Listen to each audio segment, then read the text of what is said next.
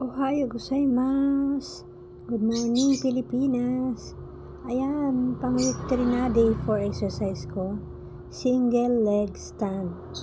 Ayan, umadaldal si Mudra. Ano kaya kinukwento niya?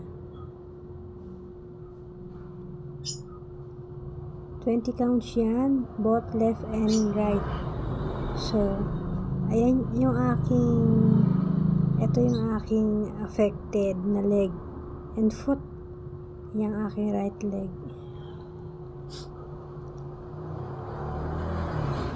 Madali lang yan pag nileg stand ko siya. Pero pagdating sa left foot ko, syempre mahina yung right leg. Medyo nangingimay or nanginginig. Yan o. Kaya medyo gumagalaw-galaw. Dapat steady lang yan.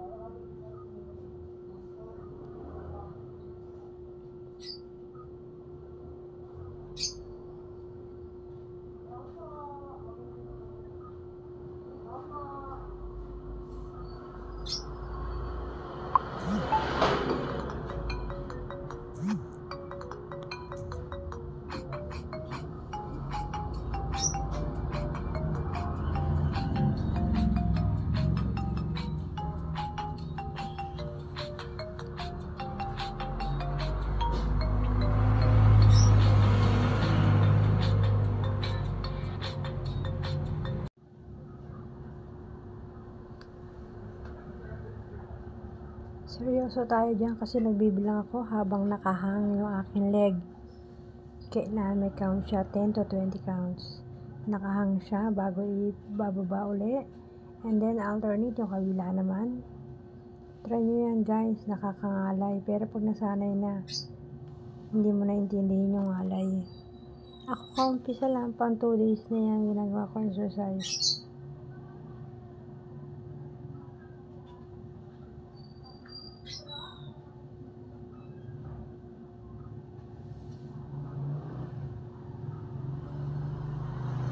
Medyo mahaba yung exercise ko nito. Kasi 20 counts each leg. Ayan. Para mag-strength ang aking leg, kailangan kong gawin to. And mag-succeed yung aking exercise na yan. 1 week kong gagawin yan. So hanggang linggo pa.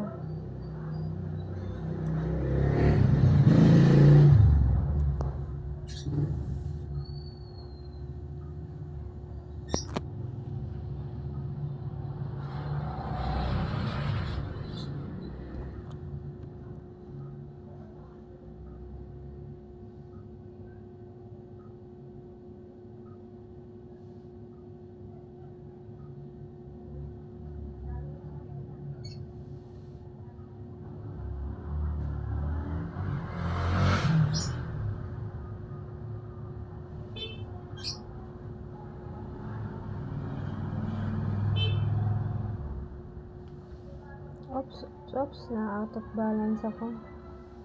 Ayan, kapit lang para hindi matumba.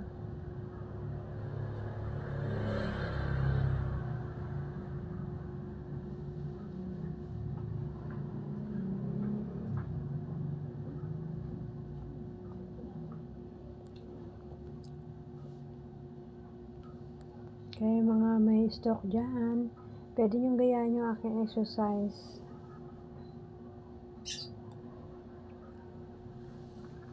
Malaking tulong para bumalik ang ating kalakasan ng katawan, kalakasan ng ating legs,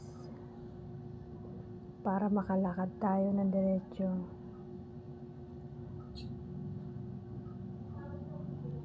O diba? Pag nakasanayan natin yan, wala nang sakit na nararamdaman. Pero ito, after gawin ng exercise na ito, ang sakit sa alak-alakan. Siyempre, nanibago yung ugat and muscles, kaya ganon. Pero pag nasanay na, mawawala rin yung sakit. Sa umpisa lang ang sakit.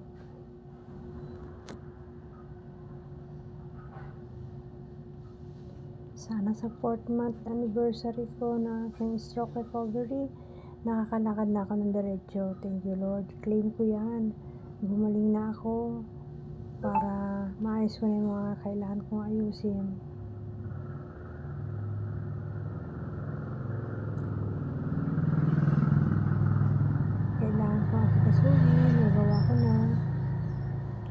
para makatulong na ako kay hubby. Ayan.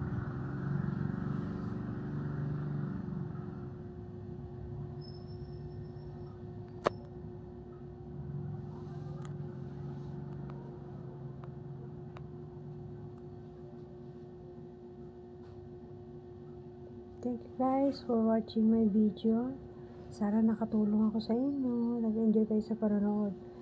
Like, follow, and share. Pwede nyo rin po kong subscribe sa aking YT channel. God bless you all. Thank you. Bye-bye.